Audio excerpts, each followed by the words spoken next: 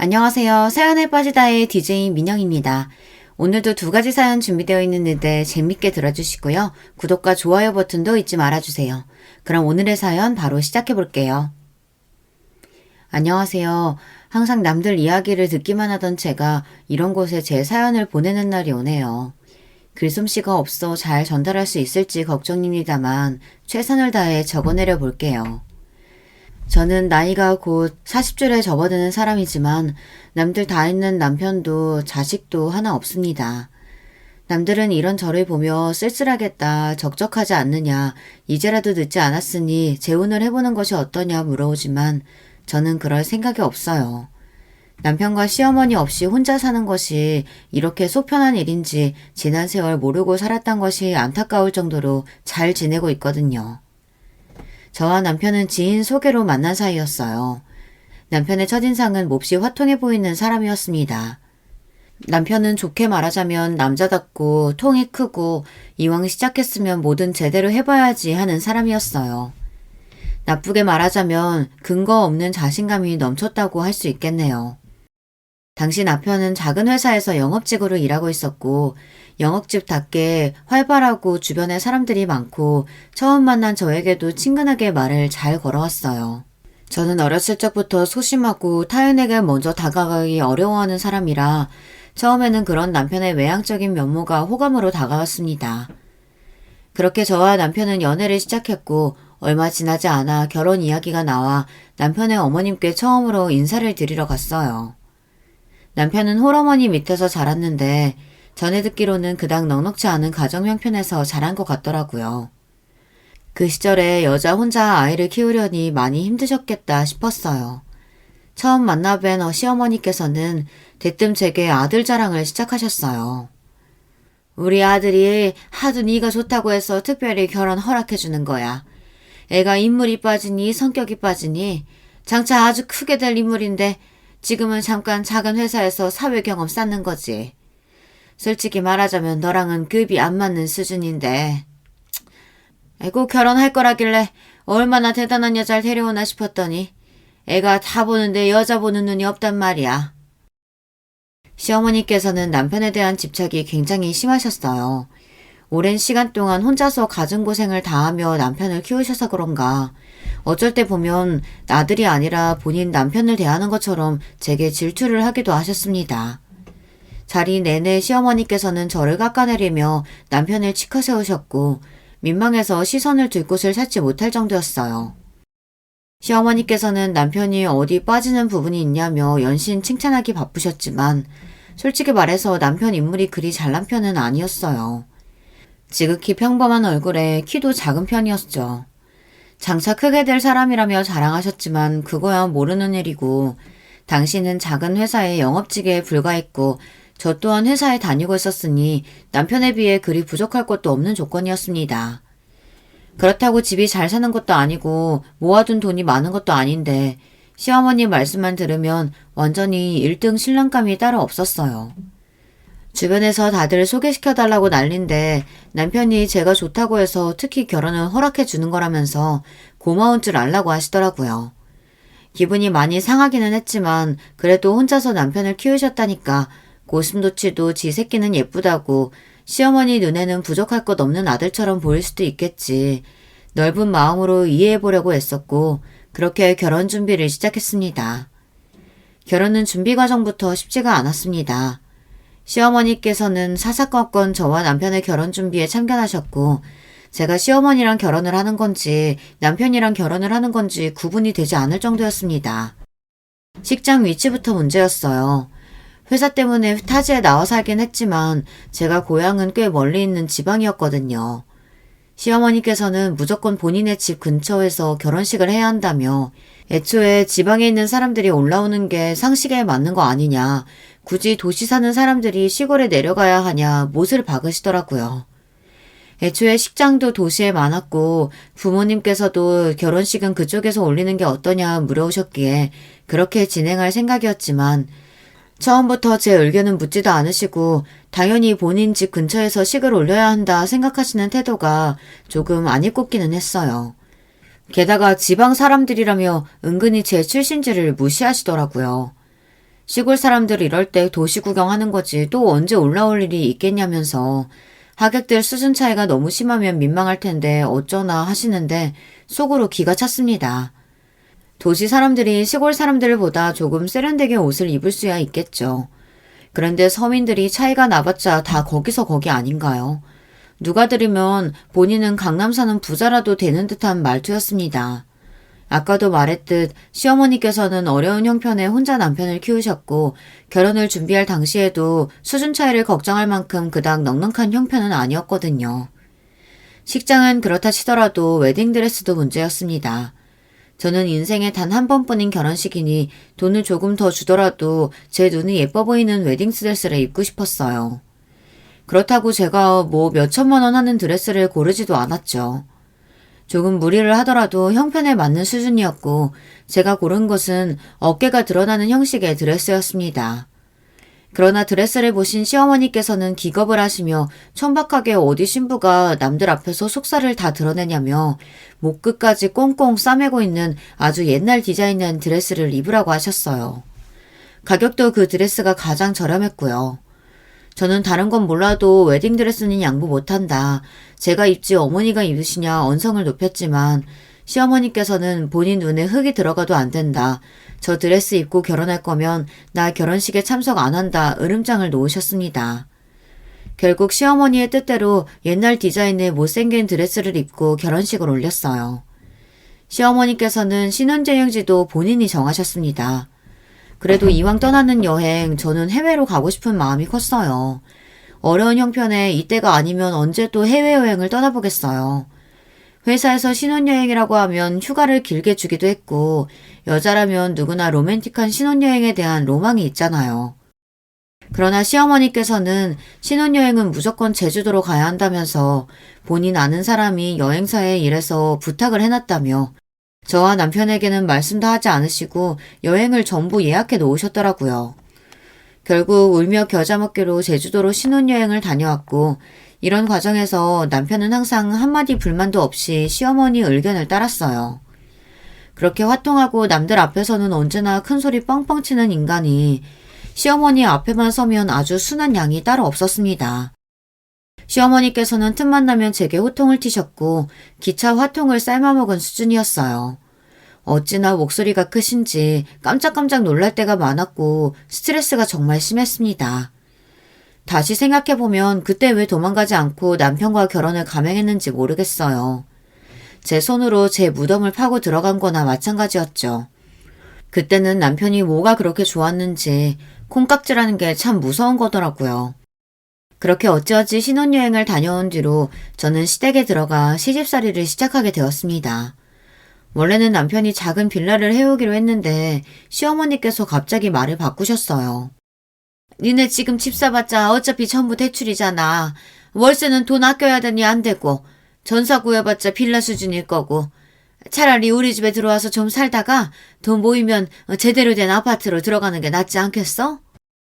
저는 당연히 기겁하며 남편의 옆구리를 찔렀지만 남편은 속도 없이 어머님 말씀이 맞다며 이왕 살 거 빌라보다는 아파트가 낫겠다. 돈이 모일 때까지 시댁에서 살겠다고 하더라고요. 그렇게 강제 시집살이가 시작되었고 당연히 시집살이 내내 스트레스가 정말 심했습니다.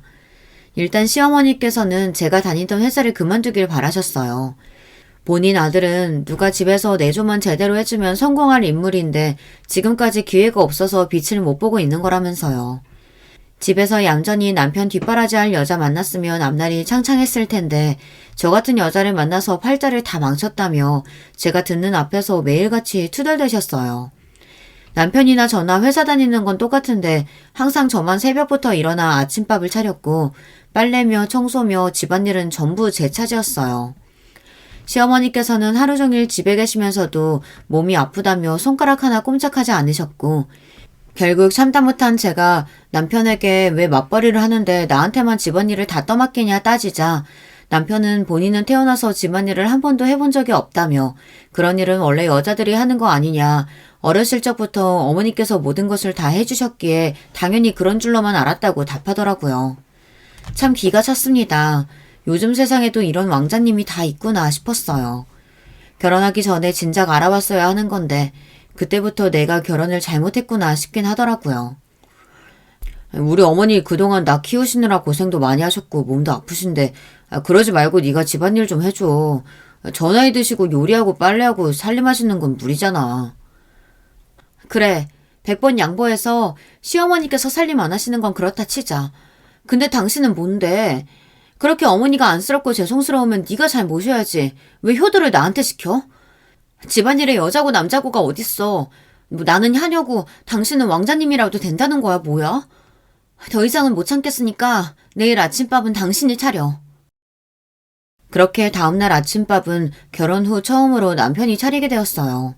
반찬은 인스턴트 햄과 전자레인지에 데우기만 하면 되는 국뿐이었지만 시어머니께서는 노발대발하시며 어디 남자가 주방에 들어와 요리를 하냐며 너는 부인이라는 애가 정신이 있냐 없냐 저를 질책하셨습니다. 남자가 주방에 드나들면 될 일도 안 된다. 남자 역할이 있고 여자 역할이 있는 건데 얌전히 회사 그만두고 집에서 살림이나 하고 남편 뒷바라지나 할 것이지 어디 하늘 같은 남편에게 네 밥을 차리게 만드냐며 언성을 높이시더라고요. 듣자 하니 너무 억울하고 화가 나서 그렇게 소중한 아들이면 앞으로 어머님께서 아침 차려주시라고 저는 도저히 못하겠다 소리를 빽 지르고는 먼저 출근을 했습니다. 다음 날부터 시어머니께서 남편 아침밥을 차려주게 되었고 당연히 제 아침은 준비해주지 않으시더라고요. 애초에 아침밥을 꼬박꼬박 챙겨 먹는 편이 아니었기에 큰 문제는 없었지만 사람이 참 쪼잔하고 좀스럽게 군다 싶었어요. 아침밥 문제는 해결됐지만 그래도 여전히 빨래와 청소 등 남은 집안일은 전부 제 몫이었습니다. 남편은 집안일은 할 줄 모르고 할 생각이 없어 보였고 시어머니께서는 진짜인지는 모르겠지만 몸이 아프시다고 하니 별 수 없었어요. 회사를 다니면서 집안일도 전부 하려니 점점 몸이 지치고 너무 힘들더라고요. 결국 얼마 지나지 않아 회사를 그만두게 되었습니다. 시어머니께서는 제 퇴사 소식에 몹시 기뻐하셨어요. 진작부터 그만두고 집에서 남편 내조나 했어야지. 능력도 안 되는 애가 분수에 안 맞게 남편과 맞먹으려 하니 문제였다며 이제부터라도 정신 차리고 살림 제대로 하라 속을 긁어놓으시더라고요. 회사를 그만두니 시어머니의 구박은 더 본격적이 되었습니다. 제가 조금만 말대꾸를 하면 우리 아들이 벌어온 돈으로 먹고 살면서 어디서 큰 소리를 내냐며 호통을 치셨고 어머니께서 회사 그만두라고 하셨잖아요. 제가 얹혀 살고 싶어서 얹혀 사나요? 회사 다니면서 살림까지 하려니까 너무 힘들어서 그런 거잖아요. 따지고 들면. 네가 살림을 얼마나 잘하면 잘했다고 큰 소리냐. 다른 여자들은 회사 다니면서 집안일도 잘하고 내조도 잘만 하더라. 어디서 엄살이냐 언성을 높이셨습니다. 그럼 이제라도 다시 회사 다니겠다. 이런 취급 받으면서 도저히 집에 못 있겠다 하니 어딜 나가려 하냐며 집에서 얌전히 살림하고 내조나 하라고 하시더라고요. 도대체 어느 장단에 맞춰서 춤을 추라는 건지 모를 지경이었습니다. 그 즈음부터 시어머니께서는 제게 아이를 낳아야 한다며 결혼한 지가 한참인데 왜 임신 소식이 없냐 저를 닥달하시기 시작하셨어요. 그러면서 시어머니께서는 무조건 아들을 낳아야 한다며 각종 미신들을 어디서 주워듣고 오셔서는 저와 남편에게 강요하셨어요. 아침에 눈 뜨자마자 관계를 가져야 한다. 바나나를 많이 먹어야 한다더라. 몸이 차야 한다더라 하면서요. 추워 죽겠는데 집에 난방도 틀지 못하게 하셨고 본인만 전기장판을 틀어놓고 따뜻하게 주무셨어요. 물론 이번에는 남편도 고생이긴 했지만 스트레스가 나뉜다고 사라지지는 않잖아요. 오히려 2배가 될 뿐이었죠. 오랫동안 임신이 되지 않아 남편도 네 몸에 문제 있는 거 아니냐며 저를 탓하기 시작했고 시어머니께서는 살림도 제대로 못하고 돈도 못 벌어오는데 애까지 못 가진다며 아주 쓸모없는 년이라 저를 욕하셨어요. 애를 가지려면 며칠 참았다가 그 기운 모아서 관계 가져야 된다니까? 내가 그 방법으로 둘째 한 번에 임신했잖아. 새댁은 아직 젊으니까 곧 애 들어설 거야. 너무 걱정하지 말고 마음 편하게 가져. 일을 그만둔 후로 저는 아파트 부녀회 활동을 시작했는데 그곳에서 만난 아주머니 분들은 임신으로 스트레스를 받는 제게 임신에 관한 여러 가지 미신들을 알려주셨습니다. 제가 부녀회에서 가장 나이가 어렸기에 아주머니 분들은 저를 세댁세댁 하시며 살뜰하게 챙겨주셨어요. 부녀회원 분들의 미신 덕분인지 몰라도 얼마 지나지 않아 아이가 들어서게 되었고 임신하고 난 뒤로 시어머니의 참견은 더더욱 심해졌습니다. 임신했다고 하루 종일 앉아있으면 안 된다. 그러면 애가 멍청해진다더라 하시며 억지로 저를 밖으로 내모셨고 임신 초기에 심한 입덧으로 고생하면서도 매일같이 산책을 했어요. 남들은 임신 중기면 다들 입덧이 괜찮아진다는데 저는 꽤 오래 고생을 했습니다. 그렇게 좋아하던 고기는 냄새만 맡아도 구역질이 나고 넘길 수 있는 것은 상큼한 과일뿐이었어요. 임신하면 신 것을 잘 먹게 된다는 말이 괜히 있는 말이 아니더라고요. 신맛이 나지 않는 것들은 음식 특유의 향 때문에 도저히 먹을 마음에 들지를 않았습니다. 그러나 시어머니께서는 그런 제게 막무가내로 음식을 먹이려고 하셨어요. 누가 너 좋으라고 이러는 줄 아느냐. 네가 안 먹으면 뱃속에 있는 우리 아들 핏줄도 굶는 거 아니냐. 엄마가 되어서는 억지로라도 뭘 먹어야지 왜 그렇게 책임감 없이 구냐며 저를 질책하셨습니다. 매일 억지로 식사를 하느라 밥을 먹다가도 구토가 올라와 화장실에 뛰어가기 일쑤였고 하루 종일 속이 울렁거리고 헛구역질을 달고 살았어요. 먹고 싶지 않은 것들을 억지로 쑤셔 넣으려고 하니 입맛은 날이 갈수록 없어졌고 남들은 임신하면 살이 찐다는데 저는 오히려 살이 3kg 정도 빠졌습니다. 부녀의 아주머니들은 안 그래도 마른 사람이 임신하고 나서 살이 더 빠졌다며 힘든 건 있으면 말하라 시어머니보다도 더 저를 챙겨주셨어요. 엄마가 먼저지 애가 먼저냐면서 일단 엄마가 건강하고 행복해야 아이도 건강하게 나오는 거다. 시어머니가 뭐라고 구박을 하시든 한 귀로 듣고 한 귀로 흘려라며 등을 토닥여 주시는데 그게 참 뭐라고 참 위로가 되었던 것 같아요. 그렇게 임신 말기에 접어들던 어느 날이었습니다. 배는 눈에 띄게 커졌고 걷기가 불편할 정도였지만 시어머니께서는 여전히 매일같이 저를 밖으로 내몰았어요. 배가 불러올수록 몸을 움직여야 하는 거라면서 그날은 눈이 펑펑 왔는데도 몸이 아프다는 제 등을 떠미시더라고요. 어쩔 수 없이 잠깐만 걷다 와야겠다 생각으로 아파트 주변을 돌고 있는데 아랫배에 갑작스러운 통증이 찾아왔습니다. 이전에도 몇 번 하혈을 하고 심한 복통을 겪었던 적이 있었기에 덜컥 겁이 났어요. 다리 사이에 미지근한 액체가 흐르는 느낌이 들었고 그대로 자리에 쓰러지고 말았습니다. 눈을 뜨니 병원이었어요. 무려 3일을 내리 기절해 있었다고 했습니다. 제가 글 서두에 남편도 자식도 없는 사람이라고 이야기했었죠. 저와 남편의 아이는 그렇게 빛 한 번 보지 못하고 세상을 떠났습니다. 아파트 산책로에 쓰러져 있던 저를 발견해 병원으로 데려다 주신 분은 다름 아닌 옆집 아주머니였어요. 아주머니께서는 부녀회장으로 평소에도 저를 잘 챙겨주시던 분이었습니다. 어느 정도 몸을 회복하고 감사 인사를 드리러 가자 아주머니께서는 당연히 해야 할 일을 한 것뿐이라며 몸은 좀 괜찮냐고 물어보시더라고요. 알고 보니 아주머니께서도 젊은 시절 유산을 경험했던 경험이 있으시다고 했습니다. 아주머니께서는 남편분과 둘이서 지내고 계셨는데 유산을 겪은 후 아들 한 명을 낳았지만 아들이 7살 때 교통사고로 세상을 떠났다고 했어요. 그 뒤로 아이를 낳지 않고 남편분과 둘이서 살아왔고 지금은 아이들을 잃은 상처가 깊게 남아있다고 하셨습니다. 그래서 누구보다 세댁의 아픔을 잘 알고 있다며 유산과 출산은 후유증이 크게 다르지 않다. 세댁은 배도 많이 부른 상태에서 아이를 잃었기에 더더욱 후유증이 심할 거다. 배가 안 고파도 뭐라도 챙겨 먹고 긍정적으로 생각해야 한다. 저에게 피가 되고 살이 되는 충고들을 해주셨고 무엇보다 중요한 것은 아이를 잃은 것이 절대 제 탓이 아니라는 사실이라고 하셨습니다. 아주머니께서는 유산을 하셨을 때 몹시 심하게 자책을 하셨다고 합니다. 주변 사람들도 안타깝다고 하면서도 그렇게 몸가짐을 좀 조심히 하지 네가 뭔가 잘못을 해서 아이를 잃은 것 아니냐 은근히 아주머니 탓을 했고 덕분에 아주 오랫동안 아이를 떠나보내지 못하고 두 번째 임신을 하기까지 긴 시간이 필요했다고 하더라고요. 아주머니께서는 유산은 엄마의 잘못 때문에 일어나는 일이 아니라며 주변에서 누가 뭐라고 하든 스스로를 깎아내릴 필요 없다. 몸조리 잘해라 저를 위로해 주셨습니다. 그렇지 않아도 아이를 잃은 뒤로 시어머니께서는 제게 도대체 몸 관리를 어떻게 했으면 다 커가던 애한테 문제가 생기냐며 도대체 너란 애는 쓸모가 뭐냐며 구박을 하셨고 남편과의 사이도 많이 소원해진 차였어요. 애써 멀쩡한 척 하고 있었지만 속이 썩어 문드러가고 있었고 이런 제 마음을 다 알고 있었다는 듯 위로의 말을 건네주시는 아주머니 앞에서 한참을 울었던 기억이 납니다. 그 뒤로 아주머니께서는 제게 맛있는 음식을 가져다 주시기도 하고 좋은 물건이 생기면 나눠주시기도 하면서 저를 많이 챙겨주셨어요. 덕분에 유산의 상처를 잘 극복해낼 수 있었던 것 같아요. 만약 아주머니가 계시지 않았다면 매일같이 저를 구박하는 시어머니와 저를 없는 사람 취급하는 남편 사이에서 제정신으로 지내기 힘들었을 거예요.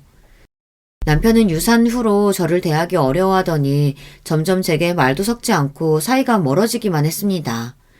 저 또한 아이를 잃은 것을 전부 제 탓으로 돌리는 남편이 원망스럽기에 먼저 다가갈 생각은 들지 않았어요. 그렇게 무얼 위해 사는지 모를 시간들이 지나가던 어느 날이었습니다. 마트에서 장을 보고 돌아가는 길에 익숙한 얼굴을 발견했어요. 옆집 아주머니의 남편분이었고 옆에는 웬 처음 보는 젊은 여자가 있었습니다. 둘은 아주 가까운 사이처럼 대화를 나누고 있었고 처음에는 여동생인가 싶었어요. 그런데 갑자기 손을 맞잡는 거예요.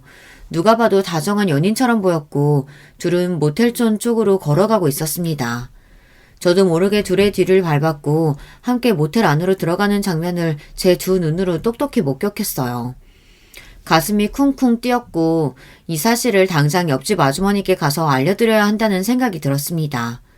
그러나 마을로 돌아가는 도중 마음이 복잡해지더라고요. 아주머니께서 이미 남편분의 불륜 사실을 알고 계신 건 아닐까. 알면서도 일을 크게 만들기 싫어서 모른 척 지내고 사시는 건 아닐까. 남의 가정사에 내가 괜히 끼어드는 게 아닐까. 본인의 치부를 남한테 들켰다고 생각해 불쾌하실 수도 있다. 그냥 못 본 척 넘어가는 것이 현명한 대처가 아닐까 싶다가도 그동안 저를 살뜰히 챙겨주신 아주머니를 생각하면 남편분의 불륜을 알면서도 입을 다물어버린다는 사실이 너무 양심의 가책이 느껴졌습니다. 한참을 고민하던 저는 결국 아무것도 못 본 척 아주머니 남편분의 불륜을 묻고 지나가기로 했어요. 아무리 생각해도 제가 아주머니께 그 사실을 말씀드리는 것이 너무 주제넘는 짓 같았거든요. 요즘 별일 없으세요? 날씨가 많이 풀렸는데 꽃구경 가면 참 좋을 것 같아요. 저희 남편은 그런 거에 통 관심이 없어서. 아주머니 바깥분은 어떠세요? 나들이 같은 거 자주 나가세요? 날이 많이 따뜻해지긴 했지.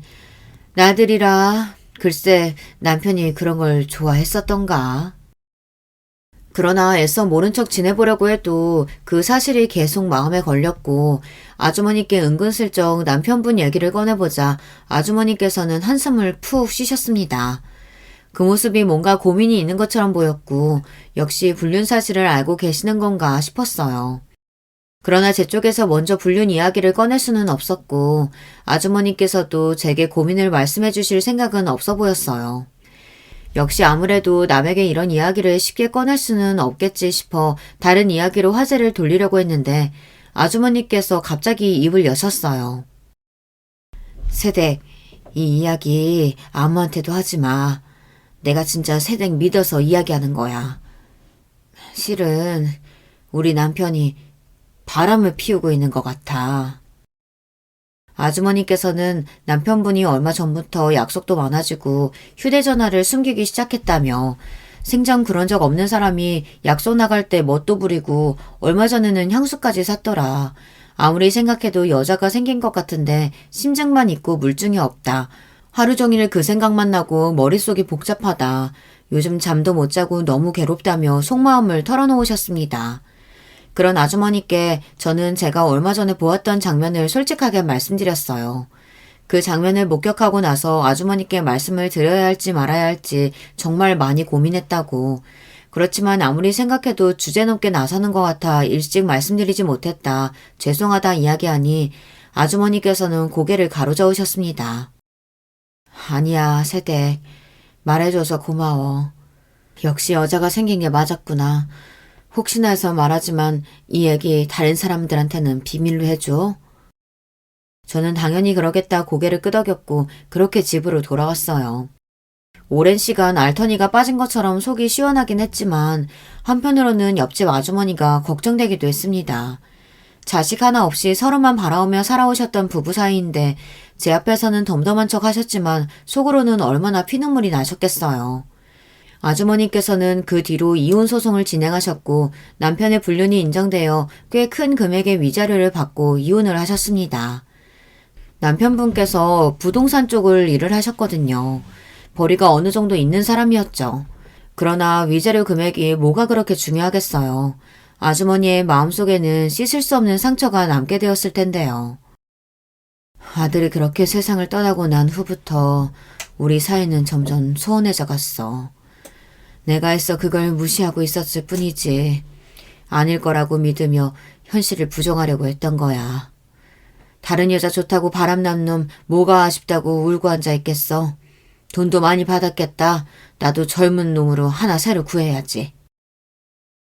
아주머니께서는 아무렇지도 않은 척 화통하게 말씀하셨지만 저는 그 안에 숨어있는 슬픔과 상처를 볼 수 있었습니다.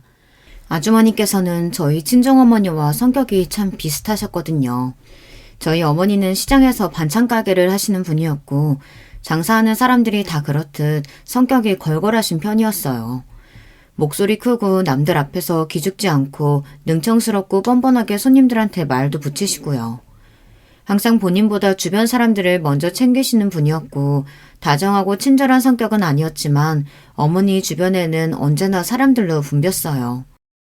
옆집 아주머니께서도 얼핏 보면 툭툭 쏘는 말투에 까칠하다 느껴질 수 있는 성격이었지만 본인 사람들은 살뜰하게 잘 챙겨주시는 분이었고 어딜 가나 모임의 중심이 되시는 분이었습니다. 부녀회장 자리도 본인이 원하시기보다는 남들이 원해서 맡게 되었다고 하시더라고요. 남들이 보기에는 언제나 씩씩하고 혼자서도 아무 문제 없이 험한 일들을 잘 헤쳐나갈 만한 사람으로 느껴지겠지만 알고 보면 속은 참 여린 분이었어요. 저는 그런 아주머니께 괜찮으신 척해도 힘드신 거 다 안다. 평생을 믿고 산 남편에게 배신당한 거나 마찬가지인데 어떻게 속에서 열불이 안 나겠냐. 우리 어머니께서도 아주머니랑 참 비슷하신 분이셨다. 언제나 제 앞에서 강한 모습만 보이셨기에 어머니는 울 줄도 모르는 줄 알았다. 그런데 제 결혼식에서 소녀처럼 펑펑 우시더라. 제 앞에서는 편하게 계셔도 괜찮다 말씀드리자 아주머니께서는 거짓말처럼 눈물을 쏟아내셨어요. 그 모습을 보니 저희 어머니가 많이 생각나더라고요. 그렇게 한참을 아주머니를 위로해드렸습니다. 그 일이 있은 뒤로 저와 아주머니 사이는 전보다 훨씬 더 돈독해졌어요. 그즘 저희 남편은 멀쩡히 다니던 회사를 그만두고 갑자기 사업을 하겠다고 설치기 시작했어요. 제가 무슨 사업이냐며 자본금은 있냐, 무슨 장사를 할 거냐 염려 가득한 목소리를 묻자 남편은 넌 뭣도 모르면서 바로 초부터 치려고 하냐며 짜증을 내더라고요.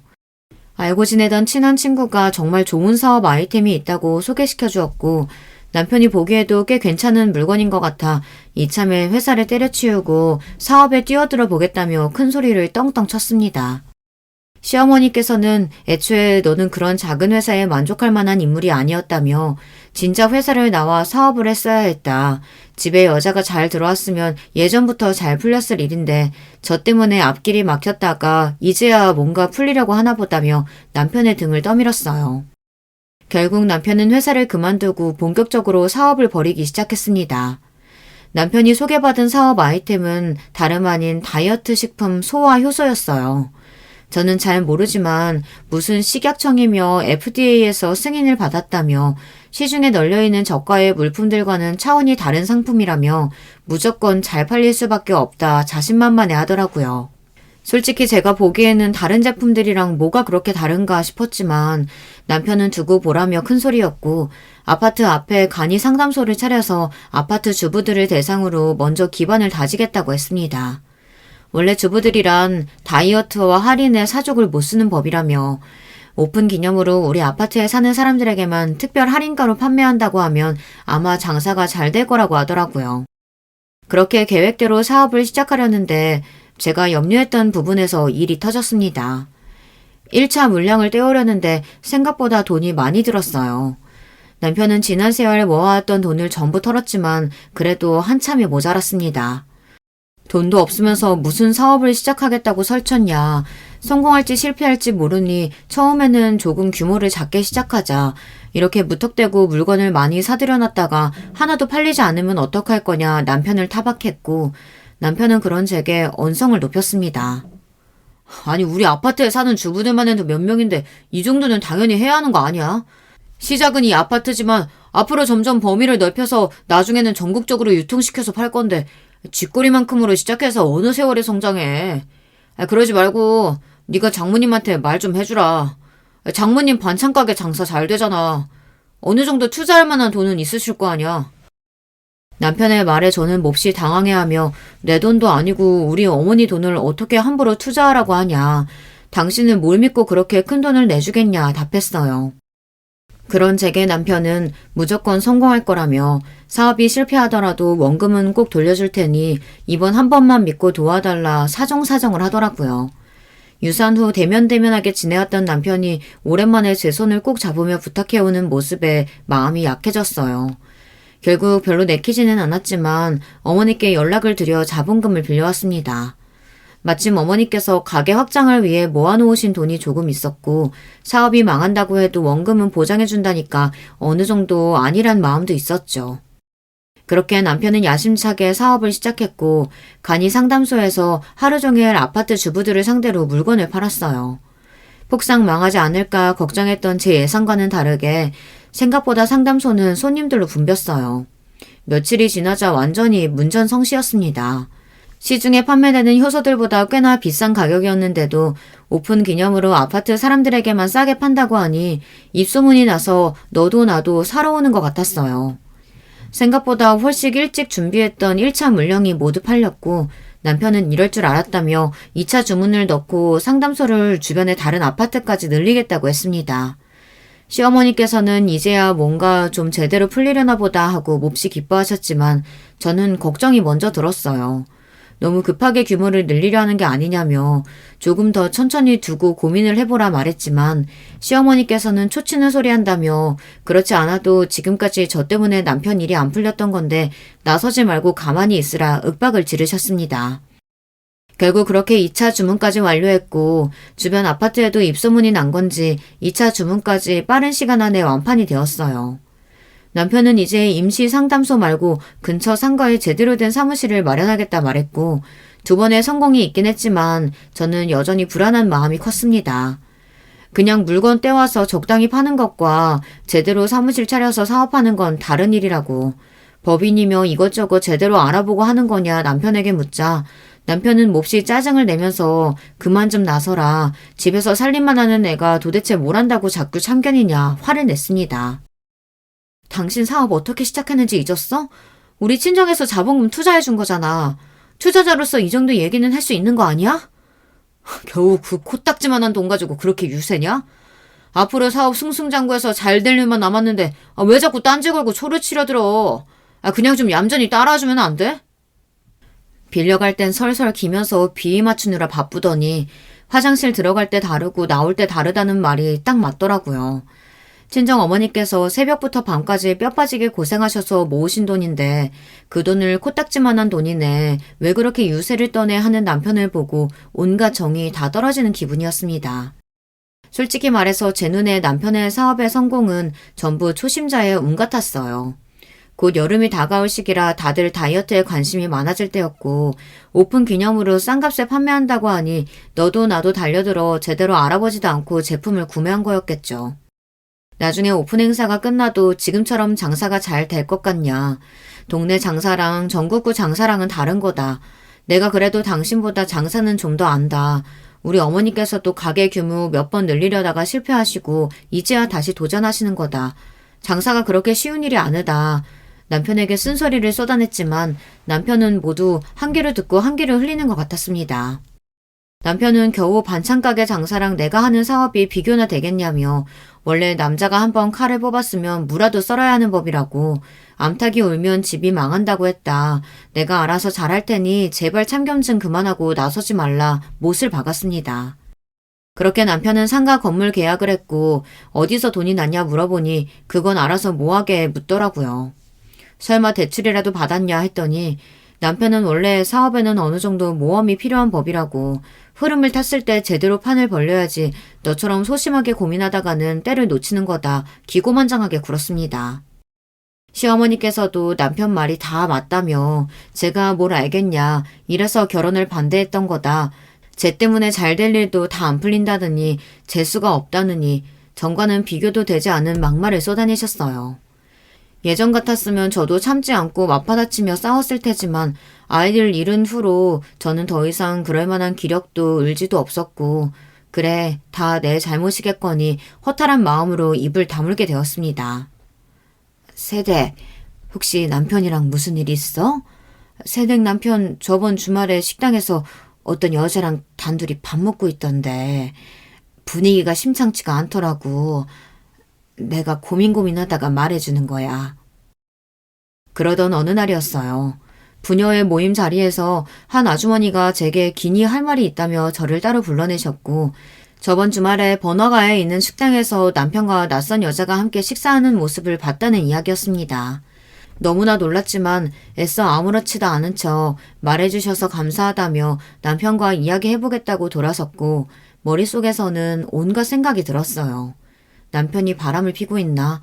서로 사이가 소원해진 지 오래되기는 했지만 설마 다른 여자가 생겼을 거라는 생각은 해본 적이 없었는데 게다가 요즘 사업한다고 바쁜 사람이 여자 만날 시간이 어디 있겠어. 사업 도와주시는 분이겠지. 아무리 좋은 쪽으로 생각하려고 해도 쉽게 되지 않았고 결국 그날 밤 저는 남편에게 낮에 전해 들은 이야기를 꺼냈어요. 당신 저번 주말에 식당에서 여자랑 단둘이 식사한 적 있냐면서요. 어떻게 알았어? 내 뒷조사라도 하고 다니는 거야? 뒷조사라니 내가 그런 걸 왜 해. 가만히 있어도 내 귀로 소식이 다 들려오는 걸. 그 여자 누구야? 진짜 바람이라도 난 거야? 무슨 바람은 바람이야. 입 조심해. 그냥 선 본 거야, 선. 뭐? 선을 봤다고? 어머니가 하도 성화하길래 그냥 한번 나가서 밥 한번 먹은 거라고. 네가 걱정할 만할 일 아무것도 없어. 너 울부증 아니냐? 다른 여자랑 밥 한 끼 했다고 남편을 이렇게 쥐잡듯이 잡아? 너란 여자 진짜 질린다 질려. 알고 보니 시어머니께서 남편에게 선자리를 주선하신 것이었어요. 정말 기가 막히고 코가 막힐 노릇 아닌가요? 멀쩡히 아내가 있는 유부남이 선을 보러 나간다니요. 그래놓고도 남편은 적반하장으로 저를 울부증으로 몰아가며 화를 냈습니다. 어머니가 하도 성하셔서 그냥 나가서 밥 한 끼 먹은 게 다라고 그 뒤로 만난 적도 없다면서요. 근데 이제 보니 만나서 잘해볼 걸 그랬다고 너 같은 여자 뭐가 좋다고 내가 계속 같이 살아야 할지 도무지 모르겠다며 제게 성을 냈습니다. 상대 여자는 의사 집안 딸이었고 저보다 나이도 훨씬 어리다고 했어요. 시어머니께서 어디서 그런 선상대를 구해오신 것인진 모르겠지만 생각할수록 어이가 없었습니다. 어머니, 정말 너무하신 거 아니에요? 제가 이렇게 멀쩡히 남편 곁에 있는데 선이라뇨. 상대 여자도 남편 유부남인 거 알고 나온 거예요? 그래, 알고 나왔다. 곧 이혼할 거라고 말했어. 실제로도 그렇게 될 거고. 넌 뭐가 그렇게 잘났다고 아까부터 시애미한테 눈을 똑바로 뜨고 따박따박 따지고 드냐? 막말로 네가 이 집에서 무슨 역할을 하고 있는데? 살림을 잘하기를 해, 내조를 똑바로 하기를 해. 그렇다고 애기를 낳았어. 밥만 축내는 너 같은 년 앞으로도 데리고 살아줄 생각 없다. 앞으로 사업 잘 풀려서 잘 나갈 일만 남았는데 우리 아들도 수준에 맞는 여자를 만나야지. 군소리 말고 이혼 서류에 도장 찍어라. 제가 뭘 잘못했다고 이혼을 해야 돼요? 전 못해요. 억울해서라도 안 해요. 남편도 시어머니를 거들며 너하고는 사사건건 부딪히고 도저히 스트레스 받아서 못 살겠다며 이혼하지 않으면 어머니께서 투자하신 돈을 돌려주지 않겠다 으름장을 놓았고 차용증 하나 써주지 않고 쉽게 돈을 건네주었던 과거의 제가 몹시 후회스러웠어요. 남편은 구질구질하게 굴지 말고 굳이 서로 얼굴 붉히지 말자며 이혼만 해주면 원금 그대로 바로 돌려줄 테니 도장을 찍으라 독촉했고 결국 저는 그렇게 길었던 결혼 생활에 마침표를 찍게 되었습니다. 젊은 시절을 모두 보냈던 아파트를 떠나게 되니 마음이 참 허했어요. 이곳에 들어올 때까지만 해도 남편과 핑크빛 미래를 꿈꿨었는데 참 부질없는 세월이었구나 싶더라고요. 아파트를 떠나기 전 그동안 저를 챙겨주신 부녀의 아주머님들의 댁을 일일이 찾아다니며 인사를 드렸고 마지막으로 부녀 회장이신 옆집 아주머니 댁의 문을 두드렸습니다. 이혼을 하게 되었다는 제 말에 아주머니께서는 몹시 놀라시며 무슨 일이 있었느냐 물어오셨어요. 아주머니께 그동안 시어머니와 남편이 제게 쏟아냈던 막말들과 남편이 선을 보러 나갔다는 사실, 저희 친정에서 빌려준 돈을 빌미로 이혼을 협박했다는 사실들을 모두 말씀드리니 아주머니께서는 기가 차다는 듯 한숨을 내뱉으셨습니다. 세상에, 새댁 남편 그렇게 안 봤는데 진짜 안 될 사람이었네. 세상에 조강지 쳐버리고 잘 되는 놈 하나도 없는 법이야. 새댁, 걱정하지 마. 내가 복수해줄게. 네? 그게 무슨 말씀이세요? 마음은 감사한데 어떻게 복수를 하겠어요. 새댁이 저번에 남편 사업 시작했을 때 나한테 얘기했었잖아. 간이 상담소며 뭐며 아파트 주부들 상대로 물건 팔 거라고. 그래서 내가 부녀에 얘기 좀 해놨었어. 많이들 사달라고. 다 새댁 잘 되라고 한 일이었는데 알고 보니 그런 속사정이 있었을 줄이야. 새댁은 걱정하지 말고 투자한 돈이나 잘 받아내. 앞으로 쫄딱 망하게 해줄 테니까. 아주머니께서는 그렇게 장담하셨지만 솔직히 그런 일이 가능할 거라고는 생각하지 않았어요. 그저 속상한 저를 위로하시기 위해 해주시는 말뿐일 거라고 생각했습니다. 얼마 지나지 않아 남편은 정말 투자금을 원금 그대로 다시 돌려줬고 이 돈은 또 어디서 난 거냐, 사무실 마련하느라 돈 부족하다고 하지 않았냐 물으니 어차피 앞으로도 쭉쭉 잘 풀릴 텐데 대출을 있는 대로 받아서 물류도 잔뜩 주문하고 사업 규모를 더 늘릴 생각이라고 하더라고요. 이혼까지 한마당에 제가 신경 쓸 바는 아니었지만 과연 사업이 그렇게 잘 풀릴까 싶었습니다. 처음에는 억울하고 슬픈 마음이 컸지만 오랜만에 고향으로 돌아가 친정 부모님과 함께 지내며 꼴도 보기 싫은 인간 둘을 안 보고 사니 속도 시원하고 좋더라고요. 내가 그동안 왜 그런 대우를 받으며 꾸역꾸역 참고 살았나 싶기도 했고요. 새벽부터 장사를 나가시는 어머니를 도와 가게를 보기도 하고 함께 재료를 준비하기도 하며 남편 없는 일상에 차차 적응하던 중이었어요. 제발 우리 좀 도와다오. 내가 잘못했다. 이러다가 네 남편 진짜 죽게 생겼어. 네? 어머니, 갑자기 그게 무슨 말씀이세요? 갑작스러운 시어머니의 전화에 어안이 벙벙했어요. 갑자기 남편이 죽게 생겼다니 무슨 일인가 싶었죠. 급하게 시댁에 찾아가니 남편은 대낮부터 술에 진탕 취해 뻗어 있었고 집안은 난장판이 되어 있었습니다. 도대체 이게 무슨 난리인가 싶어 시어머니께 무슨 일이 있었냐고 물어보니 요 며칠 동안 남편의 사업이 정말로 완전히 쫄딱 망했다고 하더라고요. 그동안 받았던 주문들의 3분의 2 이상이 반품 신청이 들어왔고 부녀회장, 그러니까 옆집 아주머니께서 임시 상담소가 아파트 단지 내 분위기를 해친다며 철거를 요청했다고 했습니다. 게다가 부녀회장이 사람들 다 보는 앞에서 이 효소 성분이 좀 이상한 것 같다고, 제대로 된 다이어트 제품도 아닌데 아파트 사람들 등쳐먹으려 속여 파는 것 같다 이야기를 꺼내 제품 이미지도 완전 엉망이 되었다고 했어요. 신규 주문도 전혀 들어오질 않았고 새로 신청한 물량은 이미 창고에 배달되어 쌓여 있는데 너무나 갑작스러운 일들에 남편은 해결 방법을 찾지 못하고 술독에 빠져 지냈던 것이었습니다. 남편은 술에 취해 집안 물건을 다 던지고 부수며 어머니 때문에 저와 이혼해서 이런 사단이 난 거라고 전부 다 어머니 때문이라 소리를 질렀다고 했습니다. 너 부녀회장이랑 꽤 가까운 사이였잖아. 그 여자가 갑자기 왜 그러는 거니? 설마 진짜 너랑 이혼했다고 우리한테 복수하는 거야? 이제야 사업 좀 제대로 풀리기 시작했는데 제발 이러지 마라. 네가 가서 그 여자한테 얘기 좀 잘 해줘. 제가 왜요? 제가 이 사업이랑 무슨 관련이 있다고요? 남편이나 어머니나 저랑 이제 아무 사이도 아니잖아요. 그래도 우리 같이 보낸 세월이 있잖니. 제발 도와주렴. 너 없으니까 집안 꼴도 엉망이고 내가 정말 잘못 생각했던 것 같다.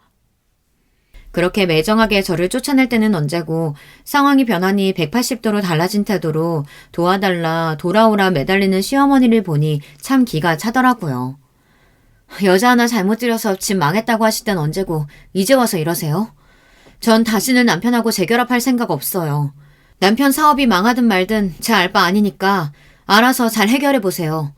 그렇게 능력 있는 아들이 그런 문제 하나 해결 못하겠어요? 대낮부터 술에 취해서 드러누워 있는 모습이 참 대견스럽기도 하네요. 다 어머니께서 잘못 키우신 거예요. 능력은 쥐뿔도 없는 사람이 뭐라도 된 것 마냥 키우셨으니 지가 잘난 줄 알고 깝치다가 빚더미에 오른 거죠. 다 자업자득이에요. 아무튼 저는 더 이상 이 사업에 관련되기도 싫고 신경 쓰기도 싫으니 다시는 연락하지 마세요.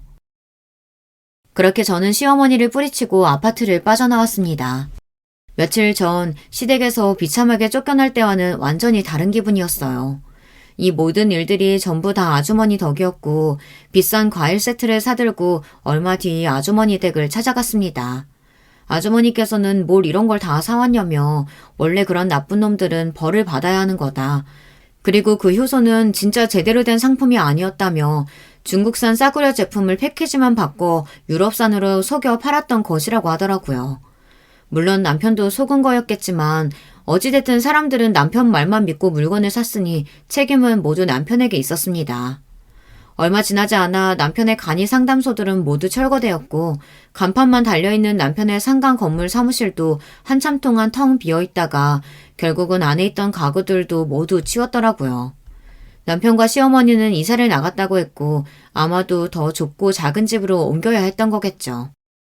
어마어마한 빚더미에 앉아 앞으로 삶이 막막할 테니까요. 그 일이 있은 뒤로 저는 아주머니와 둘도 없는 사이가 되었어요. 저나 아주머니나 둘 다 남편도 없고 자식도 없는 처지에 쿵짝이 아주 잘 맞아요. 둘이 함께 맛있는 것도 먹으러 다니고 좋은 것도 보러 다니며 잘 놀고 있습니다. 남편에게 유일하게 고마운 것 하나 있다면 아주머니를 만나게 해줬다는 점이에요. 어머니께서는 지금도 종종 손주를 못 보게 된 것을 섭섭해 하시긴 하지만 다시 결혼하라는 얘기는 절대 입에 올리시지 않습니다. 저도 이제 결혼이라면 완전히 학을 뗐어요. 새로운 남자를 만나고 싶지도 않고 남편과 함께 지냈던 그 시절도 전혀 그립지 않습니다. 누구의 간섭도 구박도 없이 저 혼자 원하는 대로 살아가고 있는 지금이 너무나 행복해요. 참 오랜 세월 동안 제 자신에게 미안한 짓을 하며 살아왔던 것 같아요. 조금 늦긴 했지만 이제라도 온전히 저를 위한 삶을 살아보고 싶습니다. 누구 부인, 누구 며느리가 아닌 제 이름 석자로 당당히 평생 살아갈 거예요. 여러분들도 언제나 남을 위한 삶이 아니라 스스로를 위한 삶을 사실 수 있기를 바랄게요. 제 사연 들어주신 모든 분들께 감사드립니다. 여러분, 두 번째 사연 시작하기 전에 좋아요, 구독 꼭 눌러주실 거죠? 그럼 두 번째 사연 바로 시작합니다. 안녕하세요. 매일마다 사연 전해주시느라 그리고 또 들으시느라 모두 재미있는 수고들 하십니다. 여태까지 그걸 누리기만 한 애청자로서 제 얘기를 보내는 것으로 그 값을 치러볼까 해요. 저는 결혼하고 나이가 꽤 먹을 대로 먹어서 손주 자식들도 본 여자고요. 남편이 저보다 5살 연상이었어요. 그리고 남편이 6남매 중에서 무려 막내였거든요. 2남 4녀 집안이었는데 참 신기하게 첫째와 막내만 아들이고 가운데 넷이 딸이라서 남편이 유독 어리광을 피우며 자라났다고 합니다. 뒤늦게 생각을 해본 것인데 그리하여 이 남자가 하도 독불장군이니까 다른 여자들이 결혼 안 하고 헤어졌던 것이 아닐까 싶더군요. 이렇게 실없는 가정도 나중에 해본 것일 뿐 당시에는 정신없이 살림 차리고 살았던 것 같아요. 저는 늘 빌빌거리고 살았던 집안의 핏줄로 태어났어요. 타고난 머리마저 총명하지 못했고 소일거리만 전전했던 제가 일찍 결혼을 한 것은 당시로는 최선의 선택이었죠. 지금 나이 꽤 잡수신 분들 중에서는 분명히 당시의 상황 때문에 결혼에 이르렀던 경우가 무척 많을 줄로 압니다. 제가 어렸을 적에 봐왔던 동네의 오빠 언니들이 거의 다 그랬거든요. 그래서 결혼 생활은 화목이 넘친다기보단 무덤덤한 느낌에 가까웠으나 저는 아내 역할에 최선을 다하고자 했고 남편 역시 자기 위치를 공고히 하려 노력했네요. 남편은 원래 부품 생산업체에서 일을 하던 사람이었는데 저와 결혼 후에 벌이를 늘리려 궁리를 하다가 지인과 의기투합하여 작은 공장을 차렸어요. 그런데 제가 거론을 드렸습니다만 남편이 독불장군 같은 면모가 강했거든요. 그러니 동업이라는 게 체질에 안 맞았을 거예요. 결국 남편이 독자 노선을 선언했고 그 후에 자기만의 공장을 차렸습니다. 이건 역시도 아주 아담한 규모일 수밖에 없었고요. 이후에 무리하게 규모를 확장하게 됐는데 그 계기는 잠시 후에 알려드리도록 할게요. 참고로 저는 부끄러운 대목이지만 남편의 공장 일에 대해 잘 몰랐어요. 물어본 적이 있었는데 그럴 때마다 핀잔만 들었거든요. 연희 아빠, 공장에 나가서 아침부터 밤까지 무슨 작업이란 걸 하는 거예요? 원래는 일하는 시간대가 그게 아니었는데 얼마 전부터 바뀌었잖아요. 대체 뭔 변화가 있었길래 일을 그리 오래 하는 건데요? 당신은 그런 거 몰라도 돼. 통 관심도 없다가 갑자기 그런 건 왜 궁금해? 집에서 애들이나 보면서 살림하고 당신 시댁한테나 더 잘할 궁리나 할 것이지. 그렇게 헛된 생각할 여유가 있거든 동네 아줌마들하고 부업이나 시작해. 아니 나는 그냥 너무 궁금하니까 한 번쯤은 물어봐야겠다고 생각했을 뿐이에요. 그렇다면 알았어요. 전 참견하지 않을게요. 남편은 남자가 하는 일, 여자가 하는 일 딱 이분법적으로 나누어서 생각하고 행동하는 사람이었고요. 아내인 저는 그저 바깥일이나 세상 돌아가는 이야기에 관심 두지 말고 묵묵하게 내조만 하면서 얌전하게 살아야 한다고 여기는 사람이기도 했어요. 이런 부부가 딸 하나, 아들 하나 이렇게 남매를 낳고서 키웠어요. 저는 첫째 딸에게 늘 미안한 마음을 가지고 있었죠. 여러분께 저의 부끄러운 치부를 드러내는 셈이 되는 것을 털어놓아 보자면 저희 딸은 말이죠. 단지 아들이 아니라 딸이라는 이유로 시도 때도 없이 혼나본 적이 있는 아이였습니다. 지금도 그때를 생각하면 가슴이 미어지네요.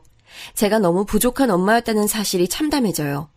시댁에서 특히나 첫 출산을 아들 말고 딸로 해버렸다면서 저를 미친 듯이 구박하고 모진 막말들을 날려댔었기에 저도 거기에 길들여져 있었나 봐요. 기껏 우리 집안에 귀한 막내 아들을 내줬건만 네가 은혜를 이따위로 갚어? 아유, 손자가 아니라 손녀를 우리한테 안겨줄 용기가 나더냐? 쥐뿔 하나 가진 거 없는 웬 거지 같은 년을 막내 며느리로 맞아주고 받아들여줬더니 아들 낳게 생겨서 그나마 그것 하나 봤던 건데 덜컥 딸을 낳어? 아유, 너는 네 서방 보기도 부끄럽지 않았니? 첫아이, 제 딸을 낳고서 몸이 너무 안 좋았던 제가 몸조리라도 하려고 힘없이 누워있을 때 시어머니께서 그런 역성을 내셨던 것이 지금까지도 너무나 생생하네요. 그 고함에 놀란 저희 딸, 그 갓난 아기가 자다가 깨서 울음을 터뜨리자 시어머니께서는 저에게 당장 저것이 시끄럽게 하는 걸 막으라며 화를 내셨었죠. 그러면 저는 온갖 서름을 다 끌어안은 채로 딸을 품에서 달랬고요. 하도 그런 상황에 자주 처하다 보니까 저도 모르게 딸이 자라면서 시어머니나 시누이들에게 구박받고 차별받는 모습을 봐도 나서서 하지 마시라 이렇게 강한 제지를 하지 못하게 됐던 것 같아요. 딸을 낳았다는 이유로 온갖 손가락질을 받았던 것이 제 마음에 인으로 박혀 있어서 저를 움츠러들게 했던 거예요. 어렸던 딸이 얼마나 서럽고 힘들었겠나요? 저는 단지 배움이 짧았다는 핑계로는 용서가 안 될 만큼 부족한 사람이었던 듯 싶어요. 인격이 덜 자랐었던 것이죠. 자기를 지켜주지 못하는 엄마가 딸 입장에선 얼마나 미웠을까요? 딸이 저 원망 많이 했어요. 당하고 사는 바보 같은 엄마라고요. 그런데 딸은 저보다도 자기 아빠를 훨씬 더 많이 원망하며 미워했어요. 나는 진짜 친가 사람들 다 싫어. 명절이고 집안 행사 때고 다 보기 싫어. 이제는 더 이상 안 그럴 거야. 아빠가 싫어서라도 그쪽과는 거리 두고 살 거야. 뭐라고? 이런 불효 자식을 봤나? 할아버지 할머니 두 분 다 건강이 안 좋으신 요즘인데 네가 그런 말이 나와? 딸 자식 키워봤자 소용없구나. 아빠는 그런 말씀 하시면 안 되지. 여태까지 아빠가 뭘 했는데? 나 어렸을 때 친가 사람들이 전부 다 나 미워하고 우습게 보고 무시하고 그럴 때 아빠 뭐 했냐고. 엄마가 할머니한테 나쁜 소리 듣고 온갖 고생할 때 아빠 모른 척 했잖아. 내가 그거 뻔히 다 아는데 어떻게 아빠를 원망 안 해? 그래서 남편이랑 딸은 사이가 안 좋았어요. 특히 딸이 사춘기를 지나면서부터는 아예 부녀 사이가 단절될 정도였죠. 딸은 충분히 울분에 찰 만한 입장이었으나 남편은 그걸 이해하지 못했어요. 본인은 밖에 나가서 돈 벌어왔으니 그것으로 가장으로서 의무를 다한 거고 매사에 떳떳하다는 입장이었죠. 남편과 딸의 첨예한 대립은 그래서 융화가 될 수 없었습니다. 독불 장군이었고 맨 땅에 헤딩을 할지언정 자기가 틀렸다는 걸 인정하기 싫어하고 남의 말 수용하는 걸 못했던 남편. 그런 남자가 결혼 이후로 처음 괴로움에 머리를 감싸준 모습을 제가 보게 됐어요. 그것은 우리 부부가 막 살림을 합쳐 살게 됐을 적에 친분을 쌓았던 이웃 부부의 소식 때문이었죠. 저희 두 사람보다도 당시에는 사정이 궁핍했었거든요. 그런데 그 이웃 부부가 아파트를 사서 입주했더라고요. 그걸 듣고 남편이 놀라다 못해 절망한 거였죠. 게다가 그로부터 며칠 지나지 않았을 때 남편이 문득 어찌 살고 있나 궁금해진 고향 친구한테 연락을 해봤는데 비싼 신차를 뽑았다는 소식을 들은 거예요.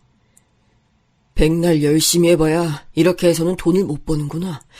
내가 이렇게 살아서는 처참한 꼴을 영영 못 면하겠구나.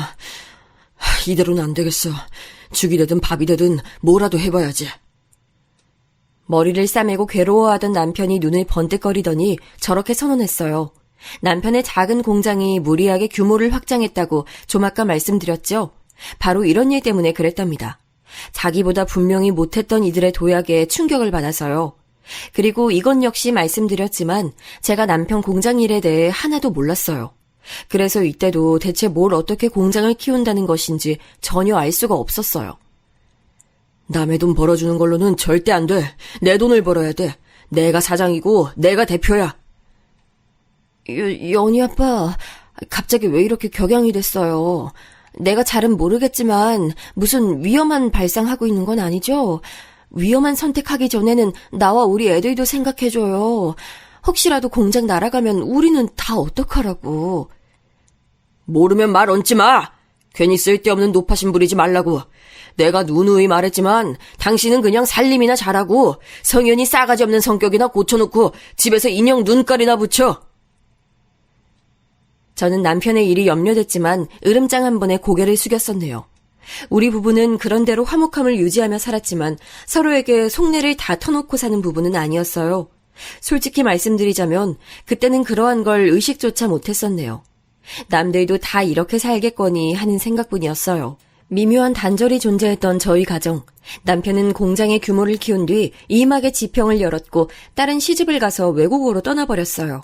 제가 일찍 결혼을 했기 때문에 괜히 딸은 결혼을 늦게 갔으면 하는 소망이 살짝 있었는데요. 결코 뜻대로 되지 않더군요. 사위는 동남아의 공장을 가동하고 있는 회사에 다니고 있었는데 저희 딸과 결혼 후에 현지로 발령을 받았어요. 몇 년이 지나고 이제 그곳에서 다른 일이 새로이 잡게 되는 바람에 귀국하지 않고 계속 타지 생활을 이어나가게 됐고요. 손주들도 외국살이를 한 거죠. 태어났을 때와 잠깐씩 한국에 들어왔을 때 말고는 외국에 있었으니 손주들에게는 모국이 오히려 낯선 실정이랍니다. 삶이 한 가지 형식만 있는 것도 아니고 일찍 결혼을 한다고 해도 모습이 천차만별일 수가 있는 거였구나. 외국에서 쭉 살아간다니 그런 건 생각도 못 해봤는데. 처음엔 딸의 선택에 많이 놀랐고 걱정으로 밤잠을 설칠 때가 많았으나 시간이 흐르면서 딸의 인생이 참 다채롭고 멋져 보인다는 것을 스스로 인정하게 됐네요. 첫째가 딸, 둘째가 아들이라 말씀을 드렸죠. 저의 든든하고도 튼튼한 가지가 아들이었음을 솔직하게 밝히는 바예요. 정말 가감없이 고백을 하건대 아들이 딸보다 더 귀했으며 더 아픈 손가락이었고 더 애달팠죠. 그러니까 제가 후에 딸을 향해 미안한 마음을 더욱 갖게 된 거예요. 저는 아들 바라기 엄마나 다름없었으니까요. 딸을 낳고 나서 겪었던 그 모진 수모들, 그렇기에 오매불망 기다렸던 아들이라는 존재, 지원해준 것 하나 없었으면서 늘 큰 소리만 쳤던 얄미운 시댁이라는 그 괴로움에서 저희 아들이 얼추 벗어나게 해줬죠. 얼마나 고맙고 대견하고 기특하고 보기만 해도 배가 불렀는지 몰라요. 눈에 넣어도 안 아프다는 말은 어린 아들을 바라볼 때 제가 매번 하고 싶은 말이었네요. 저희 아들 어렸을 때는 그래서 천진무구했어요. 마치 세상 물정 하나도 모르는 순수함의 결정체 같았고요. 그런데 자라면서 조금씩 변하더군요. 많이 차분해졌고 그러면서 한편으로는 학교 생활에 잘 녹아들지 못했어요. 저희 아들 사춘기 때 남편이 자주 혼냈어요. 아들 놈한테 우리가 거는 기대가 큰 건데 네가 지금 이러고 있을 때야? 정신 차려라 이놈 자식아. 네가 잘해야 우리 가족이 사는 거야. 모든 게 너한테 달렸는데 왜 그걸 몰라? 저희 아들은 사춘기 때 감수성이 유난히 예민했었는데 그걸 이해하지 못했던 남편이 자꾸만 소심한 모습 보이지 마라. 친구 하나 없이 다니는 건 찌질한 놈이나 하는 짓이다. 전교 10등 안에 들어야만 한다. 이런 요구를 하면서 윽박을 질렀었죠. 그게 아들은 부담이 됐고 스트레스를 크게 받았었나 봐요. 당시에는 생각을 못 해봤지만 딸은 자기 아빠를, 아들은 자기 엄마를 각각 타고난 성정에서 닮았던 것 같네요. 저는 아들의 태도가 이해갔지만 섬세하지도 용기가 있지도 못했기에 쓸모있는 도움을 줄 수가 없었고요. 아들은 커서 자기 아빠 공장에서 일하기 싫어했어요. 자립을 꿈꿨고 아빠라면 은근하게 질색을 했지요. 나는 아빠랑 일 못해요. 그럴 생각 한 번도 안 해봤고 제게 어떤 회유를 하신다고 해도 안 넘어갑니다. 제 살 길은 알아서 찾아갈 테니까요. 이런 배은망덕한 놈을 다 봤나? 아들이 일을 안 받으면 누가 일을 받으란 거야? 에라이 그래! 다 다 때려치워! 남편이 그때 몹시 화를 냈고 아들하고도 사이가 틀어져 버렸죠. 지난 세월 눌러 담아온 분노와 스트레스가 있을 아들을 이해해줘야 한다고 제가 남편을 설득해봤지만 안 통했어요. 도리어 제가 화풀이 대상이 돼서 남편에게 찍소리도 못하고 지내야 했네요. 직장을 잡아서 지내던 아들이 새로 만나는 여자가 생겼다고 하더니 결혼하겠다고 그러더군요. 제가 얼마나 놀랐고 한편으론 서운했는지 몰라요. 벌써 결혼을 하겠다고? 난 우리 아들이 적어도 2-3살은 더 먹고 나서 장가들겠다는 얘기 해올 줄 알았는데 네 누나야 후딱 시집 가버렸다지만 그건 벌써 몇 년 된 이야기고 요즘은 결혼들 늦게 하는 추세라잖니. 뉴스에서 맨날 떠드는 거 엄마도 봐서 알아. 남자들은 여자들보다도 통상 결혼 늦게 하는데 네가 덜컥 이렇게 나오니까 내 심장이 벌렁거리네. 아직 기반도 안 잡혔으면서 꼭 서둘러야겠니? 정식으로 교제한 지는 그렇게 오래 안 됐지만 진작부터 알고 지냈던 사이였고 이 여자라면 내가 마음의 안정 누리면서 살 것 같다는 확신이 들었어요. 정말 생각 깊고 차분하면서도 맑은 여자예요. 엄마도 보시면 분명 마음에 들어 하실 거예요. 하나뿐인 아들이 장가 간다는데 집 한 채 턱 해주지 못하니까 미안하고 민망해서 그러지. 우리 아들 더 좋은 부모 만났으면 날개 달아서 살았을 텐데 엄마가 늘 면목이 없어. 수준에 맞춰서 최선을 다해 사는 거고 결혼도 그렇게 하는 거죠. 엄마가 뭘 나한테 미안해하고 그래요. 절대 그러실 거 없어요. 아빠는 엄마가 알아서 설득해 주신다고 했으니까 그럼 여자친구 데리고 곧 인사드릴게요. 아들이 하도 확고하길래 부족하고 해준 게 없는 엄마인 제가 마음을 돌려볼 엄두조차 못 내고 허락을 해줬죠. 과연 어떤 아가씨길래 저희 아들을 그리 사로잡았는지 궁금했는데요. 이제 여기서 제 며느리 소개가 드디어 나오네요. 며느리는 첫인상이 참 고요했어요. 웃을 때도 소리를 크게 내는 법 없이 눈가만 접으면서 웃더군요. 며느리는 집안이 돌려 말할 것 없이 변변찮은 수준이었으나 결혼하게 되면 최소 3천만 원은 지원을 받기로 했다고 말을 하더라고요. 딱 액수가 정해져 있다는 게 희한한 것 같아서 집안 얘기를 제가 물어보게 됐어요. 그랬더니 며느리 집안에는 나름의 사정이 있었더라고요. 사정이 있어서 어릴 때 작은 이모 손에서 컸어요. 그래서 외할머니와 작은 이모에게 제가 애착이 있고요. 저희 엄마께서도 당연히 그 두 분께 늘 고마워하셨죠. 그런데 외할머니께서 크게 건강 문제를 앓게 되시고 작은 이모마저 정신질환으로 갑자기 치료를 받게 되시면서 엄마께서 그 두 분에게 매달려 지내게 되셨고 아빠께서는 여기에 불만을 품으셨어요. 그러다가 이혼까지 가셨고요. 며느리는 이혼 가정에서 자라온 경우였어요. 원래 외동은 아니었고 아래로 남동생이 있었으나 첫돌을 앞두고 돌연 떠나버렸다고 했어요. 갓난아기들에게 그런 일들이 종종 벌어지는 것은 저는 옛날에 몇 번 들어서 접해본 적이 있었는데 며느리 집이 그런 비극을 겪었던 거예요. 돌연 아기가 떠나버린 것을 두고 부모는 속에 쌓인 것이 있었으나 서로를 원망하는 마음을 억누르고 살아왔다가 본격적으로 싸울 계기가 생겨버리자 아예 이혼까지 간 것이라고 며느리가 무덤덤하게 설명해줬죠. 저는 사정은 꽤 다르지만 화목하지 않고 매사에 어려웠던 친정에서 나고 자란지라 며느리가 안쓰럽게 느껴졌던 것 같아요. 엄마께서는 이혼하시며 아빠께 저를 키울 돈을 달라고 요구하셨어요. 그리고 아빠께서는 제가 더 커서 결혼할 때가 되면 그때 돈을 지원해 주시겠다고 하셨고요. 그게 이제 3천만 원이 된 모양이었어요. 며느리는 자기 부친과 교류를 안 하고 살아왔다고 하더군요. 결혼할 때가 아니면 자기한테 연락 절대 하지 말라고 그 부친이 신신당부를 했었다네요. 결과적으로 돈을 보내준 것 말고는 며느리의 결혼에 그 어떤 관여도 하지 않아서 저도 그분의 얼굴을 뵙지 못했어요. 그리고 저희 엄마께서 현재 건강이 좀 안 좋으세요. 그래서 그나마 모아두신 돈이라도 다 털어서 저 좋게 시집 보내시는 것에 다 쓰고 싶어 하셔서요. 제가 비록 능력은 부족해서 돈은 못 모았지만 결혼하는데 금전적으로 문제는 없으니 걱정 안 하셔도 될 것 같아요. 돈 얘기를 꺼내던 며느리의 모습이 그 순간 어찌나 처량해 보였는지 몰라요. 이렇게 참하고 수더분하고 또 한편으로는 가엽게 느껴지는 가정사를 끼고 있다니 어째서 제 아들이 빨리 결혼을 하고 싶어 하는지 알 것도 같아졌네요.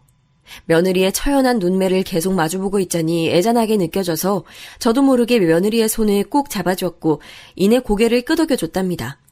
앞으로 시어머니와 며느리가 되어 잘 살아보자는 뜻이었죠.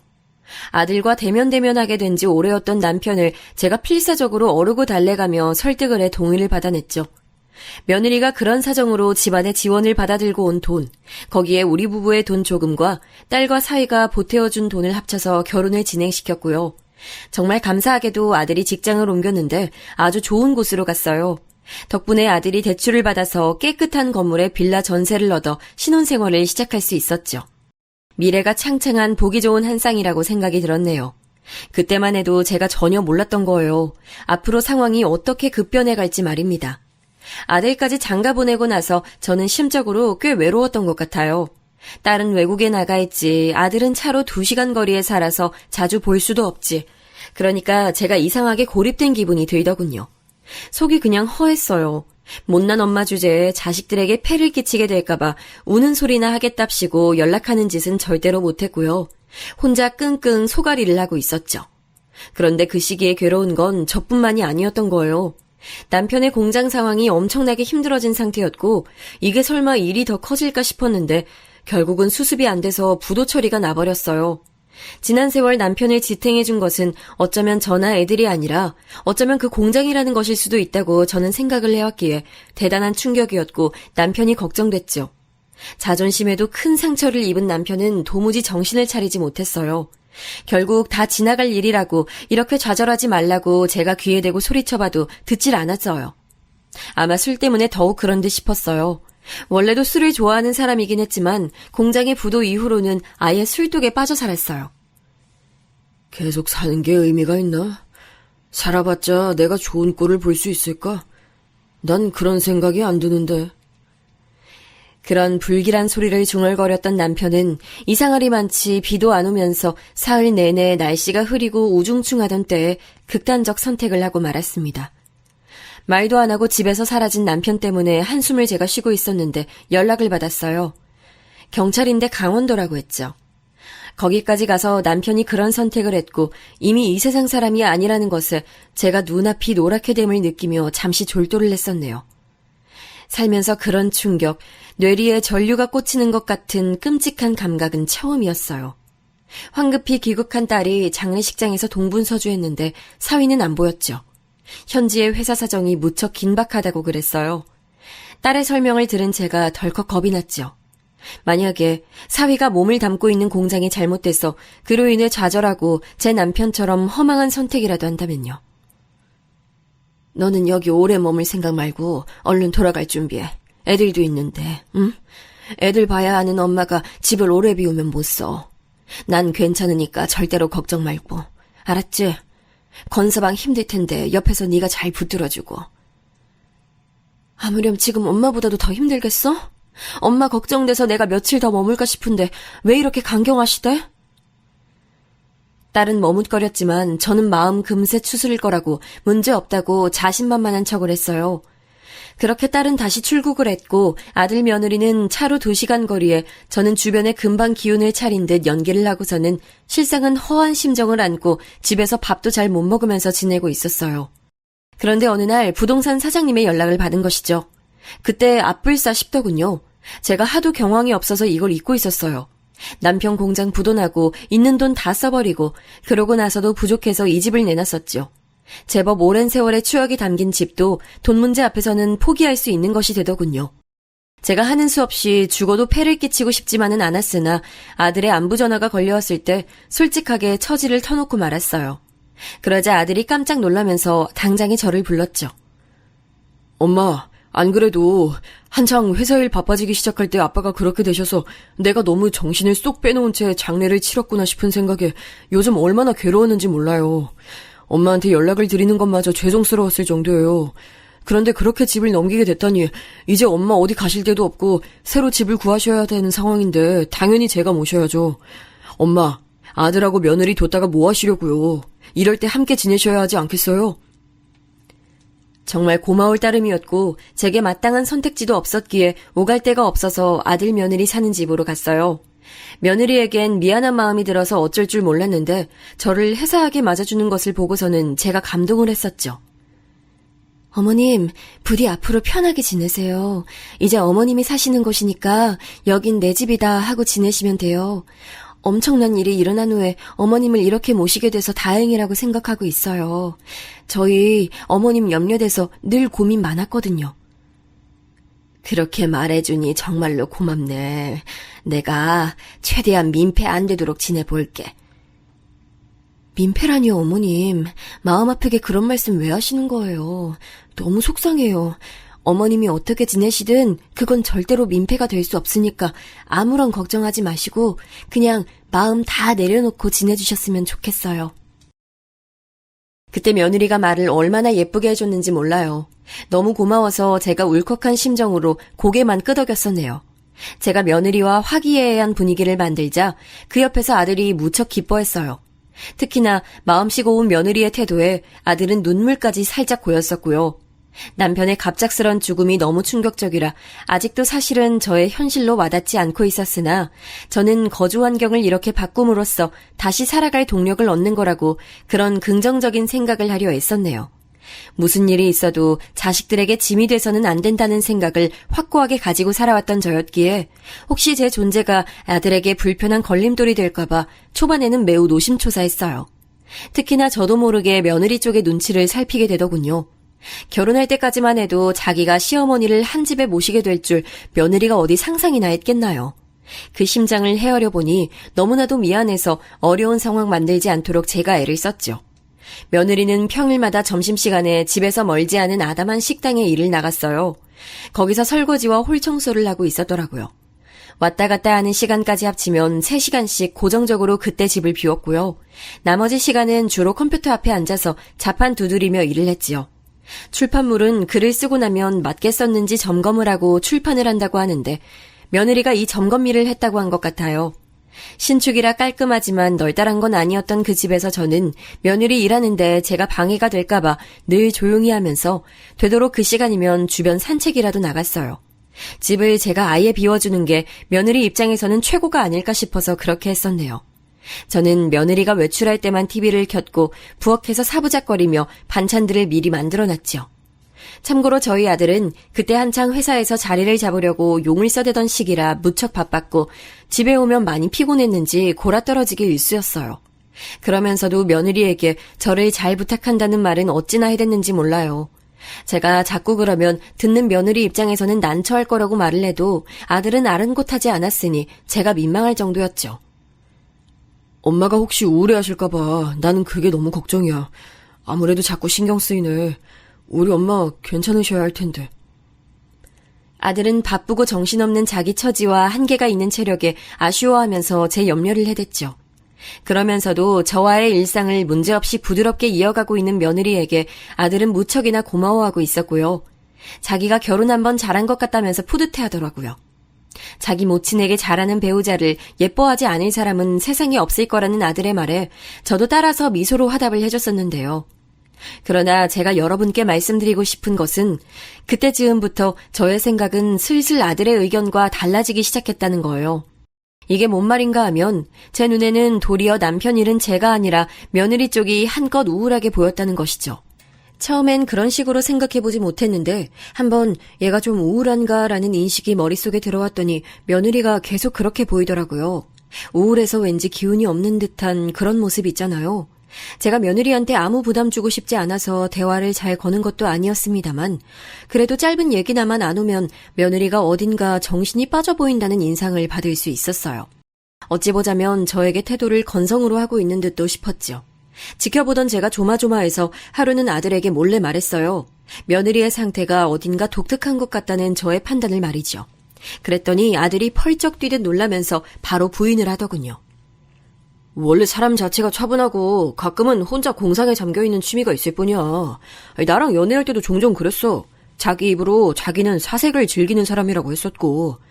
엄마, 무슨 걱정하시는 건지는 알겠는데 단순한 노파심이에요. 아들의 말을 듣고 보니 일리가 있더군요. 제가 너무 기우를 부렸구나 싶었어요.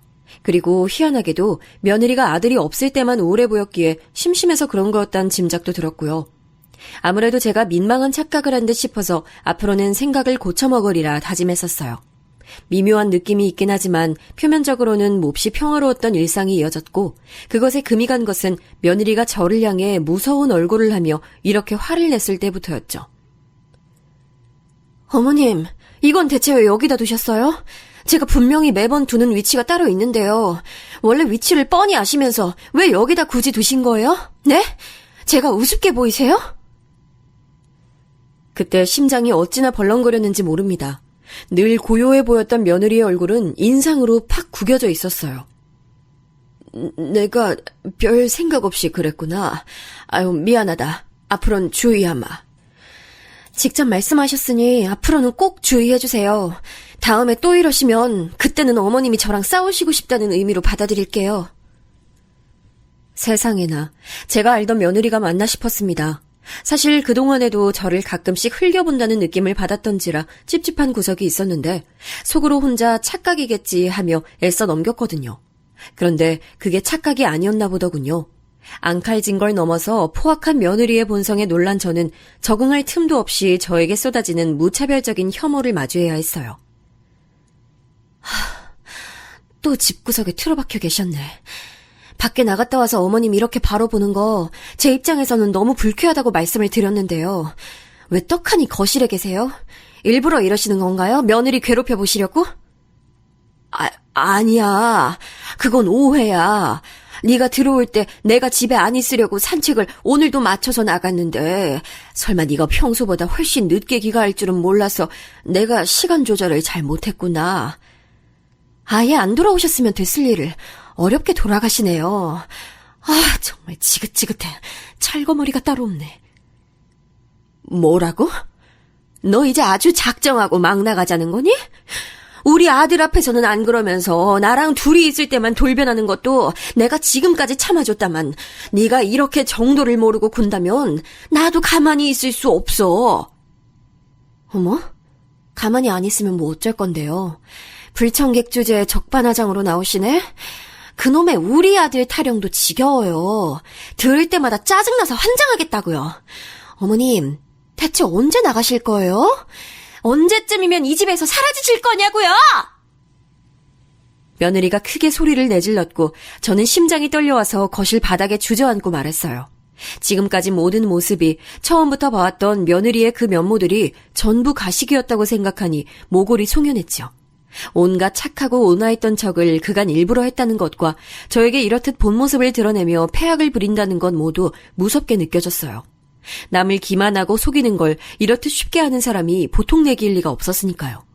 제가 놀란 가슴을 갈무리하지 못하는 것 또한 며느리는 한껏 비웃어댔죠. 진짜 어이가 없네요. 지금 설마 제가 진짜로 이렇게 한 집에서 어머님 모시면서 살고 싶어 한다고 믿으셨던 거예요? 아니, 세상 천지에 시어머니 모시며 살고 싶은 며느리가 어디 있겠어요? 어머님, 양심이라는 게 있긴 하세요? 저를 마음껏 조롱해댔던 며느리는 그러나 아들 앞에서라면 조신하고 얌전한 척을 했어요. 그 때문에 제가 공포에 질려야만 했죠. 안 당해보신 분들은 짐작이 어려우실 거예요. 나에게 악마 같은 모습을 보이니까 타인 앞에서는 천사표 웃음을 지어 보이는데 어찌 두려운 마음이 들지 않을 수 있었겠나요? 그러나 저는 다름 아닌 며느리가 기만하고 있는 상대의 엄마였잖아요. 제 자존심이고 받은 상처고 이건 나중의 문제고 아들이 아무것도 몰라서는 안 된다는 생각이 먼저 들었어요. 용기가 생겨났고 보다 못한 제가 셋이 함께 있는 자리에서 며느리의 만행을 까발렸죠. 그랬더니 화들짝 놀란 아들과는 반대로 며느리가 씁쓸한 미소를 지으며 이렇게 말하더군요. 예상했지만 역시나 어머님께서 아버님을 슬프게 보내시고 그 스트레스로 정신 상태가 불안해지셨나 봐요. 앞으로는 제가 더 잘할게요. 어머님 정신 상태가 이토록 예민하게 변한 데는 며느리인 제 탓도 있는 거겠죠. 제가 잘해드리고 매사에 챙겨드렸어야 했는데 너무 부족했나 봐요. 어머님이 일상 보내시는데 어려움 없도록 제가 더 노력할게요. 그 천연덕스러운 가증에 제가 말문이 막혀버렸고 아들은 그간 고생이 많았다며 늘 미안하다며 며느리의 어깨를 어루만지더군요. 졸지에 저는 문제 많은 사람이 돼버렸어요. 며느리는 제 상상 이상으로 보통 내기가 아니었고 저는 공포마저 느꼈어요. 어느 날 제가 하도 잠이 안 와 물이나 마실까 하고 방에서 나왔는데 아들 며느리 방에서 말소리가 작게 들려오더군요. 직감적으로 제 얘기인 것 같아서 방문에 귀를 대고 들어왔어요. 그랬다가 소름이 돋아서 다리에 힘이 풀릴 뻔했네요. 자기야, 너무 나쁘게만 받아들이지 말고 진지하게 생각해줘. 내 생각에는 어머님이 혹시 치매가 오신 건 아닐까 싶거든. 힘든 일을 겪으면 뇌가 움직임이 둔해지기도 한데 전문시설에 어머님 맡겨야 하는 건 아닐까? 우리가 아니라 어머님을 위한다면 그게 맞는 선택일 수 있어. 뻔뻔하게도 슬픔에 잠긴 목소리를 내고 있었어요. 마치 저에 대한 걱정과 염려로 어쩔 줄 모르는 것처럼 들렸네요. 저는 며느리의 그 말을 듣고서 잠시나마 스스로를 의심하기까지 해봤어요. 왜냐하면 제가 진짜로 치매여서 환청환각에 당하고 있나 싶었거든요. 그러나 저는 정신이 멀쩡했어요. 그만큼 철저히 연기를 하는 며느리가 무서운 인물이었던 것이죠. 그런 존재와 결혼 생활을 영위한다면 나중엔 저희 아들이 위험한 상황에 빠지는 건 아닌가 싶어졌어요. 며느리가 무척 치밀하고 겉으로 보기에는 차분하고 참해 보이니 저희 아들도 언제든 억울하고 괴로운 피해자가 될 수도 있는 노릇이었죠. 실제로 저희 아들은 제가 몇 번이고 며느리의 태도가 수상하다고 말을 해봐도 꿈쩍 안 했어요. 도리어 며느리를 오해당하는 불쌍한 사람이라 봤고요. 내가 빠져주는 걸로 끝나는 문제가 아니구나. 괘씸하고 분해서뿐만이 아니라 내 자식을 위해서라도 내가 응징을 해야 돼. 며느리는 제가 바보 같고 수동적이고 머리는 조금도 굴릴 줄 모르는 인물이라 여겼기에 막무가내로 제 앞에서 본성을 드러낸 것이었으나 저는 굳센 다짐을 마친 후로 방안까지 떠올려낸 뒤였죠. 데뷔를 해놓고 난 뒤 어느 날 친정에 다녀온다던 며느리가 몹시 안색이 나빠진 채로 귀가했어요. 안 좋은 일이라도 겪은 모양이었는데 아들은 아직 퇴근 전이었죠. 저에게 화풀이를 할 것 같았는데 역시나였어요. 우리 외할머니 돌아가시고 우리 엄마 아프고 우리 작은 이모 제정신 아니고 내가 사랑하는 가족들은 지금 다 그렇게 됐는데 어머님은 뭐예요? 뭔데 멀쩡하게 제 눈앞에서 알짱거리고 계세요? 이유는 모르겠으나 감정이 몹시 격해 보이는구나. 일단은 진정하고 가라앉히는 게 어떠니? 지금 내가 진정하게 생겼어? 당신 때문에 짜증나 죽겠는데 언제 꺼질 거야, 이 노인네야. 진짜 내 손으로 치워버리기 전에 직접 네 발로 제발 좀 꺼져. 며느리가 악다구니를 썼고 놀라서 뒷걸음질 치던 제가 엉덩방아를 찧었으나 며느리는 괜찮냐고 묻지도 않고 도리어 저를 내려다보면서 깔깔 웃었어요. 저를 향해 빨리 이 집에서뿐만 아니라 이 세상에서 꺼져줬으면 좋겠다는 말도 하더군요. 등줄기에 소름이 돋아났네요. 아들이 귀가하자 며느리는 아무렇지 않은 척 순한 웃음을 지었고요. 저에게도 말을 살갑게 건네더군요. 저는 두 주먹을 불끈 쥐며 그 모욕적인 순간을 버텨냈어요. 그리고 다음 날 아들과 따로 밖에서 대화를 나눴죠. 제가 또 며느리 얘기를 꺼내자 아들이 이제는 그만 듣고 싶다는 듯 고개를 저었는데 그때 제가 아들에게 무언가를 내밀었어요. 그건 바로 제 휴대폰이었는데 어제 저녁에 벌어진 만행의 현장이 동영상으로 촬영되어 있었답니다. 엄마, 이게 대체 뭐예요? 지금 이런 무서운 막말을 퍼붓는 영상 속 여자가 내 와이프 맞아요? 아니, 엄마는 바닥에 쓰러져도 또 심한 말을 계속 들으셨고요? 아니, 이게 말이나 되는 거예요? 엄마, 난 지금까지 이런 줄도 모르고 엄마가 스트레스로 거짓을 말씀하시는 줄로만 알았어요. 죄송해요. 너무나 죄송해서 미치겠어요. 영상을 본 아들이 분노와 충격 그리고 죄책감에 눈물을 보였어요. 그 휴대폰은 남편의 장례식에 참석차 급하게 귀국했던 딸이 새로 개통해준 거였어요. 저에게 앞으로 산이며 들이며 놀러가는 곳마다 예쁜 꽃, 멋진 풍경 보이면 휴대폰 카메라로 찍어줬다가 사진으로 간직하라면서 말이죠. 그 전에 쓰던 것은 화질이라는 것이 너무 떨어져서 사진을 찍어 남기는 재미가 없었거든요. 그런데 딸이 사준 새 휴대폰은 화질이 선명해서 사진을 가끔 찍게 됐고 동영상으로 촬영도 해보게 됐어요. 그리고 그것을 지난 저녁에 거실 소파 등받이 위에 둔 채로 촬영 버튼을 눌러놔서 현장에 증거를 남긴 것이었죠. 아니야 자기야. 이거 나 아니야. 이거 동영상 조작된 거야. 내가 어머님한테 그럴 리가 없잖아. 자기는 어머님이 아니라 내 말을 믿어야 돼. 난 진짜 결백하고 너무 억울해. 며느리는 그 증거를 직접 봐놓고도 사과나 변명을 하지 않고 무작정 부인부터 했어요. 터무니없는 모함을 당했다면서 저를 재차 계획성 짙은 정신병자로 몰고 갔어요. 저에게 치매 증세가 보인다고도 덧붙였죠. 제가 기가 막혀서 고개를 젓고 있을 때 아들이 분노에 찬 음성으로 외쳤어요. 제발 그만 좀 해. 이 지경까지 와서도 아니라고 발뺌을 해? 너 진짜 무서운 여자다. 차라리 미안하다고 인정이라도 바로 했으면 내가 지금 이렇게 소름이 돋진 않았을 것 같아. 너하고는 더 이상 못 살겠어. 한 점의 잘못도 없다는 지금 네 그 표정 때문에 내가 소름이 돋아서 미치겠다고. 우리 이혼해, 당장. 아들의 결단에 제가 깜짝 놀랐고 며느리가 반쯤 졸도를 했습니다. 넋이 나간 모습으로 저를 향해 그간 잘못을 저질렀다고 반성하고 있다고 끊임없이 중얼거리는 며느리를 보며 저는 무엇라 대답을 해줘야 할지 몰라서 가만히 있었네요. 며느리는 이혼만은 안 된다면서 이 결혼 생활이 자신이란 존재를 지탱하는 것이었다며 울고불고 난리를 쳤지만 아들은 확고했어요. 결국은 이혼이었네요. 이혼을 한 아들이 저에게 불효를 하였다며 고개를 숙였으나 저는 되려 눈물로 사죄를 하고픈 마음이었답니다. 나 때문에 나만 없었어도 우리 아들이 계속 결혼 생활 잘했을 거라 생각하면 가슴이 찢어져. 내가 끝까지 못난 엄마라서 미안해.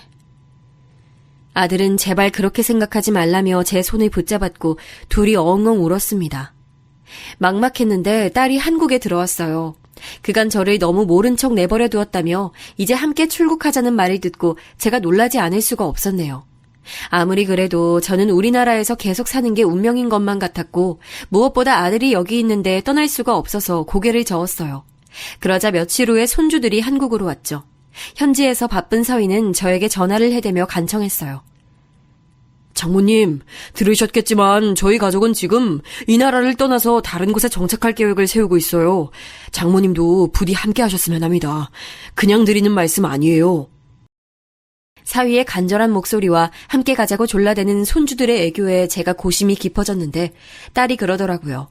허망하게 떠난 제 남편을 생각해보라고요. 이 넓은 세상을 너무 좁게 살다가 간 인생을 가까이서 보지 않았냐고.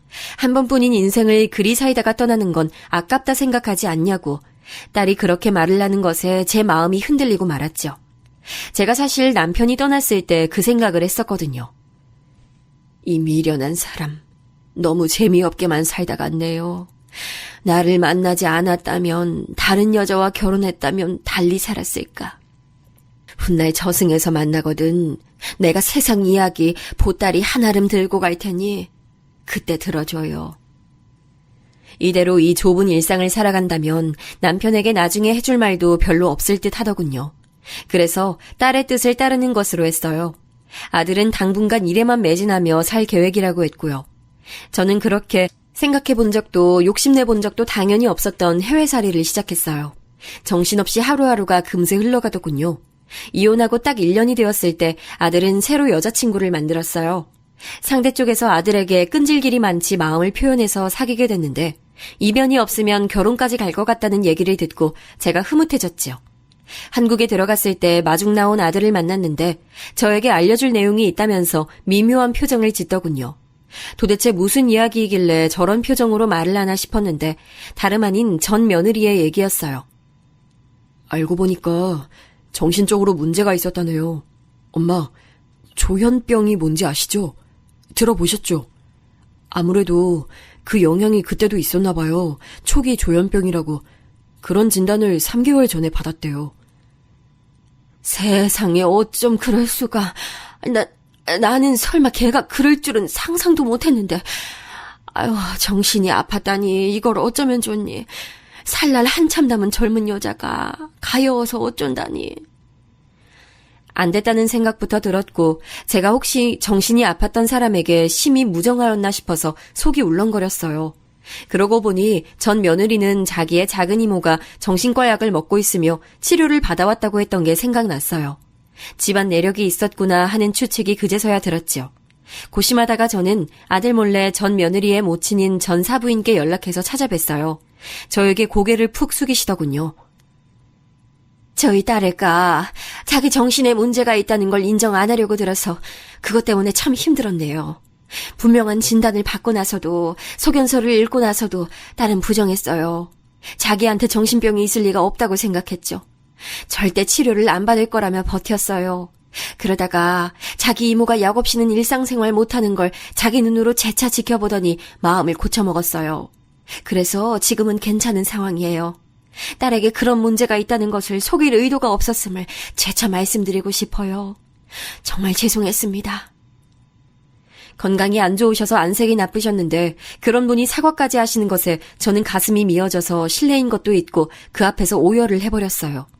그러자 그분도 울음을 터뜨리셨고 그것으로 인연의 마무리를 슬프게 마무리 지었네요. 생각할수록 마음이 복잡해져요. 먼저 떠난 제 남편을 떠올릴 때도 그렇고요. 우리 부부의 본질은 어쩌면 비슷했거든요. 배운 것은 많지 않고 늘 가난했고 그래서 바쁘고 정신없게 살며 푼돈을 손에 쥐는 모습만 주구장창 봐온 이들이었죠. 비약하자면 한마디로 힘들게 벌어서 하루하루 살기에만 급급했었던 부류였네요. 그렇게 살지 말 것을 그랬죠. 그나마 저에게는 앞으로 남은 시간들이라도 있다지만 먼저 떠난 남편의 인생을 생각하면 씁쓸합니다. 여러분도 살면서 나머지 사람들끼리만 행복해져도 괜찮은 건가 하는 의문으로 고민해 본 적이 있으실지 궁금해지네요. 제가 늘 그런 상태에 머물러 있어서 그런가 봐요. 단 한 가지 분명한 것은 저는 제 자식들이 잘 살기를 늘 바라왔다는 것이에요. 그것에 의지해서 묵묵히 정신을 다잡고 살아가는 중이네요. 머릿속이 복잡한 저에게 다양한 삶의 이야기를 들려주는 사연에 빠지다 채널이 있어 일상의 작은 위안이랍니다. 저의 사연이 어떤 분들에게 어떤 의미가 될지 모르겠으나 들어주신 모든 분들의 인생에 행운이 가득하길 지금 이 순간 기도해 보겠습니다.